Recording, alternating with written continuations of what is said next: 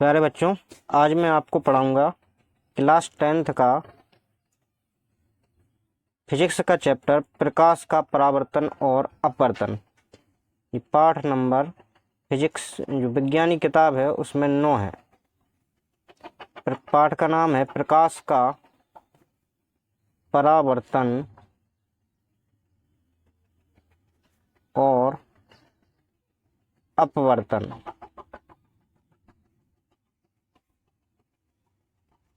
तो इसमें सबसे पहले जो पढ़ना है वो आपको पढ़ना है प्रकाश, यानी कि लाइट। इंग्लिश में इसको बोलते हैं लाइट। लाइट तो लाइट हमारा क्या है? लाइट क्या होता है? एक प्रकार की ऊर्जा होती है। क्या होती है? ऊर्जा। यानी ये एक प्रकार की ऊर्जा है जो क्या करती है, हमारे नेत्र का, यानी कि जो हमारी आंखें होती हैं, नेत्र का तंत्र जो होता है उसको उत्तेजित करती है।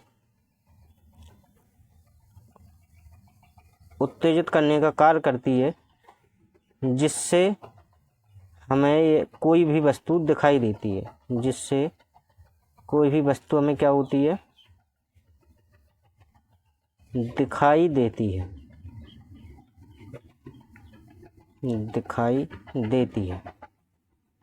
ये हमारे प्रकाश की परिभाषा हो गई। यानी प्रकाश एक प्रकार की ऊर्जा होती है जो हमारे नेत्र का तंत्र को उत्तेजित करती है, जिससे कोई वस्तु हमें दिखाई देती है। और यह प्रकाश क्या होता है? जब हमारी आंख की रेटिना पर किसी वस्तु से चलकर जब कोई प्रकाश पहुंचता है तो वह वस्तु हमें दिखाई देने लगती है।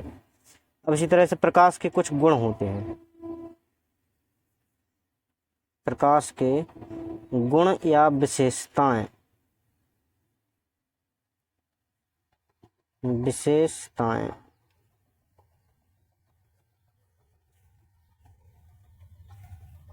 तो इसमें सबसे पहले समझेंगे कि प्रकाश जो होता है वो हमेशा सीधी रेखा में चलता है। क्या चलता है? सीधी रेखा में चलता है। प्रकाश हमेशा एक सीधी रेखा में चलेगा। प्रकाश की जो चाल होती है वो वायु या निर्वात में, निर्वात का मतलब होता है जहाँ पर वायु नहीं होती है, उसमें प्रकाश की जो चाल होती है वो 3 × 10⁸ मीटर प्रति सेकंड होती है, या 3 × 10⁵ किलोमीटर प्रति सेकंड। इसी को हम बोल सकते हैं 3 लाख किलोमीटर प्रति सेकंड। यानी कि ये क्या हो गई? प्रकाश की चाल हो गई है। यानी प्रकाश इतनी तेज गति से चलता है, यानी 1 सेकंड में प्रकाश 3 लाख किलोमीटर चल जाता है। नेक्स्ट, जो प्रकाश की तरंग दैर्ध्य होती है। प्रकाश क्या होता है? कई रंगों, 7 रंगों से मिलकर बना होता है, तो हर रंग की अलग अलग तरंग दैर्ध्य होती है। तो वो होती है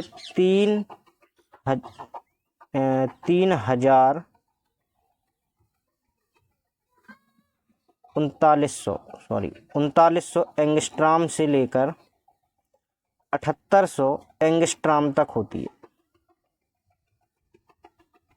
प्रकाश की जो तरंग दैर्ध्य होती है 3900 एंगस्ट्राम से 7800 एंगस्ट्राम तक होती है। सबसे पहले प्रकाश के बारे में जो बताया था वो एक वैज्ञानिक थे, न्यूटन। न्यूटन नामक वैज्ञानिक ने क्या बताया था कि जो प्रकाश होता है, प्रकाश कणों के रूप में चलता है। काय के रूप में चलता है? कणों के रूप में चलता है। प्रकाश हमेशा कणों के रूप में चलता है। नेक्स्ट, एक वैज्ञानिक थे न्यूटन के बाद आए हाइगेंस। इन्होंने बताया कि जो प्रकाश होता है वो तरंगों के रूप में चलता है। क्या के रूप में? तरंगों के रूप में। इन्होंने ये बताया था। यानी कि प्रकाश की पूरी एक डेफिनेशन है। प्रकाश क्या होती है? एक प्रकार की ऊर्जा होती है जो हमारे नेत्र का तंत्र को उत्तेजित करती है। जब यह प्रकाश हमारी किसी वस्तु से चलकर हमारी आंख की रेटिना पर पहुंचता है तो वह वस्तु हमें दिखाई देने लगती है। प्रकाश के गुण क्या है? प्रकाश सीधी रेखा में चलता है। प्रकाश की चाल वायु निर्वात में 3 × 10⁸ मीटर प्रति सेकंड या 3 लाख किलोमीटर प्रति सेकंड होती है। प्रकाश की जो तरंग दैर्ध्य होती है 3900 एंगस्ट्राम से लेकर 7800 एंगस्ट्राम तक होती है। अब एंगस्ट्राम क्या होता है? ये मात्रक होता है। तो 1 एंगस्ट्रॉम बराबर होता है 10⁻⁻10 मीटर। ओके, अब आगे देखो।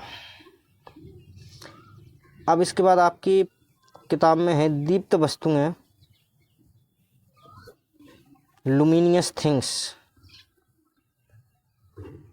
लुमिनियस थिंग्स, दीप्त का मतलब होता है जिनमें स्वयं का प्रकाश हो, यानी वे वस्तुएं जिनमें स्वयं का प्रकाश होता है, स्वयं का प्रकाश होता है, उन्हें हम दीप्त वस्तुएं कहते हैं। एग्जाम्पल में समझेंगे, जैसे हुआ सूर्य, ये नेचुरल है, तारे ये भी नेचुरल हैं, जुगनू इनमें क्या होता है, स्वयं का प्रकाश होता है, आदि। और भी हो जाएंगे, जैसे बल्ब हो जाएगा, मोमबत्ती हो जाएगी, ये भी क्या है, दीप्त वस्तुओं में हो जाएंगे। अब है अदीप्त वस्तुएं। अदीप्त वस्तुएं क्या होती हैं, वे वस्तुएं जिनमें स्वयं का प्रकाश नहीं होता है, यानी कि इनमें स्वयं का प्रकाश नहीं होगा, स्वयं का प्रकाश नहीं होता है, लेकिन क्या करती हैं ये वस्तुएं, दूसरे के प्रकाश की सहायता समझती हैं, लेकिन दूसरे के प्रकाश से चमकती हैं। एग्जाम्पल में देख लो, जैसे चंद्रमा में स्वयं का प्रकाश नहीं होता है, जब सूर्य का प्रकाश उस पर पड़ता है तो प्रकाश का परावर्तन वो कहाँ पर आ जाता है, हमारी धरती पर दिखाई देता है, यानी प्रकाश का परावर्तन होता है, तो उसका प्रकाश ही हमें क्या, जो प्रकाश होता है, सूर्य का प्रकाश चंद्रमा पर आया है, उसका परावर्तन होकर कहाँ पे आता है, हमारी पृथ्वी पर आता है, जिसमें चंद्रमा का प्रकाश, चंद्रमा चमकती हुई दिखाई देती है। नेक्स्ट, जैसे आपने थाली पर कोई टॉर्च की रोशनी मारो तो वो अपने आप चमक जाती है। इसी तरह से कोई दर्पण होगा, दर्पण भी आप प्रकाश में रखोगे तो वो भी क्या होगा, चमकेगा, यानी कि इनमें प्रकाश तो होता नहीं, लेकिन जब इन पर दूसरे का प्रकाश, जैसे हम दूसरा प्रकाश इस पर डालते हैं तो वो क्या होने, चमकने लगते हैं, उनमें प्रकाश दिखाई देने लगता है, तो ये क्या हो गई, अदीप्त वस्तुएं हो गई। अब नेक्स्ट है प्रकाश का परावर्तन। प्रकाश का परावर्तन, रिफ्लेक्शन इसको बोलते हैं।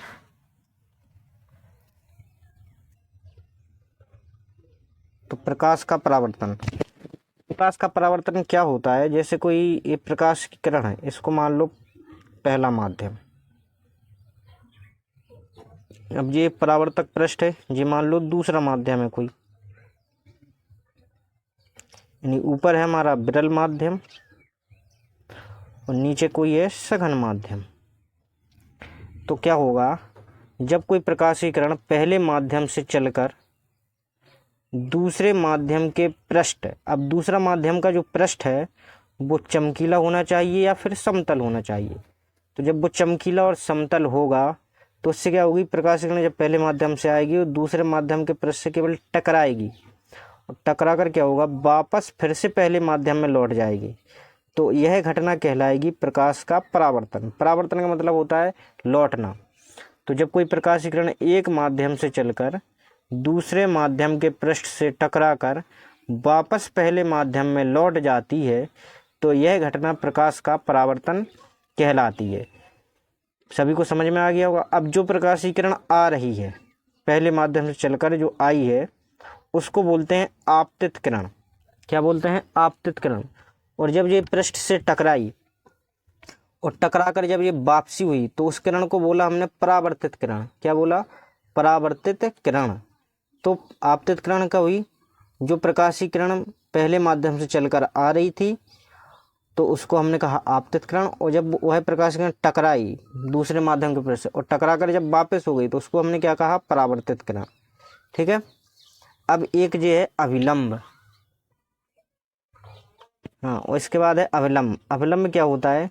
जो हमारा परावर्तक पृष्ठ है इस पर जो ये लंबवत रेखा है इसको हम अभिलंब बोलते हैं। जो परावर्तक पृष्ठ होता है उसके साथ जो लंबवत रेखा होती है उसको हम क्या कहते हैं? अभिलंब।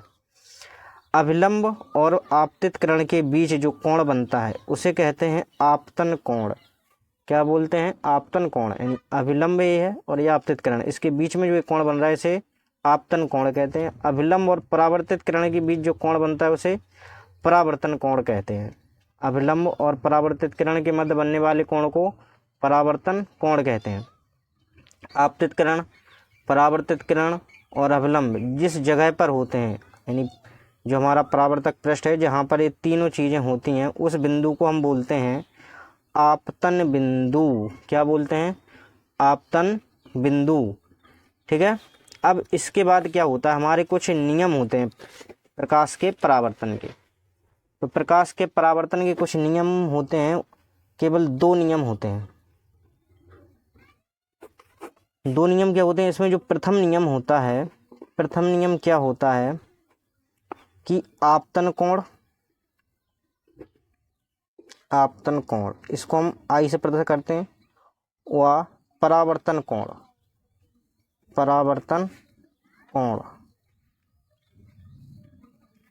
ये हमेशा सदैव क्या होंगे? बराबर रहेंगे। हमेशा कैसे होते हैं? बराबर होते हैं। अगर आपतित किरण 30 डिग्री पर आपतित हो रही है, आपतित किरण, तो वो परावर्तित भी कितने पर होगी? 30 डिग्री पर ही परावर्तित होती है। तो आपतन कोण और परावर्तन कोण के मान हमेशा कैसे होते हैं? बराबर होते हैं। द्वितीय नियम क्या होता है?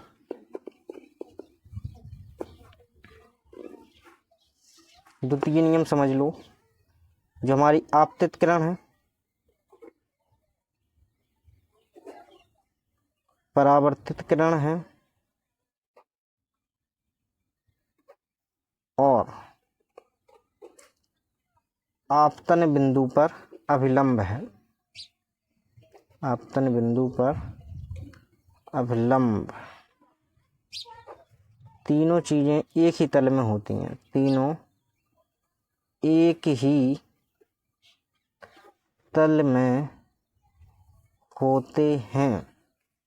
कैसे होते हैं? देखिए, ये हमारी आपतित किरण थी, ये परावर्तित किरण थी, ये अभिलंब था।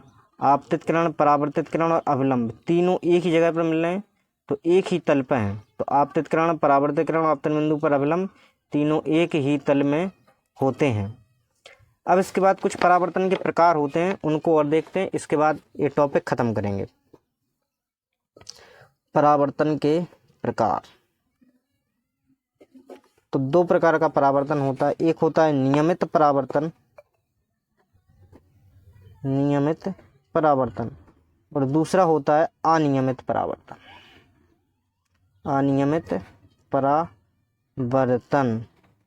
नियमित परावर्तन, अनियमित परावर्तन में क्या होता है? जब कोई जो परावर्तन हो वो क्या हो? एक समतल और चमकीले पृष्ठ से होता है, समतल चमकीले पृष्ठ से हो, उसे हम कहेंगे नियमित परावर्तन। और जब परावर्तन किसी खुरदुरे का मतलब होता है रफ, खुरदुरे पृष्ठ से होता है, तो वो उसको परावर्तन क्या कह देंगे? अनियमित परावर्तन होता है। अब जैसे हम मान लो एक हम समतल दर्पण लें, समतल दर्पण पे अगर जो हम धूप में लेके उसको खड़े हो जाएं, तो उस पर जो प्रकाश पड़ेगा वो एक जगह पर ही परावर्तित होगा। यानी कि जब जहाँ पर जो प्रकाश आएगा और उसको हम जहाँ पर भी कहीं पर घुमाएंगे तो वो वहीं पर एक जगह पर पूरा फोकस हो जाएगा। लेकिन अगर उस दर्पण के हम छोटे छोटे टुकड़े कर दें और फिर उस पर प्रकाश आपतित हो, अगर उसको हम कहीं एक जगह पर आपतित करना चाहेंगे तो वो नहीं होगा। क्यों? क्योंकि उसके बहुत सारे टुकड़े हो गए। अब वो जो समतल पृष्ठ था वो कैसा हो गया? खुरदरा हो गया, तो इसी को कहते हैं अनियमित परावर्तन। मतलब नियमित परावर्तन में क्या होगा? जैसे पृष्ठ ये है एकदम, तो इस पे जो परावर्तन होगा, प्रकाश की किरणें जो आएंगी एकदम समतल, और जब ये परावर्तन भी होगा इनका तो एक जैसा होगा, इस तरह से। मतलब इनका जो परावर्तन हो रहा है वो भी कैसा हो रहा है? एक ही जगह पर जाएंगी सभी प्रकाश की किरण परावर्तन होकर। लेकिन इसमें क्या होगा? इसमें जो पृष्ठ होगा वो खुरदरा होगा, तो ऐसा हो। प्रकाश की किरणें तो समांतर आएंगी, लेकिन इनका जो परावर्तन होगा वो नियमित तरीके से नहीं होगा, कोई कहीं जाएगी कोई कहीं जाएगी, तो इस तरह से इनका क्या होगा, परावर्तन होगा। तो अनियमित और नियमित परावर्तन में आपको अंतर समझ में आ गया होगा। ठीक है, आज की क्लास यहीं पर समाप्त।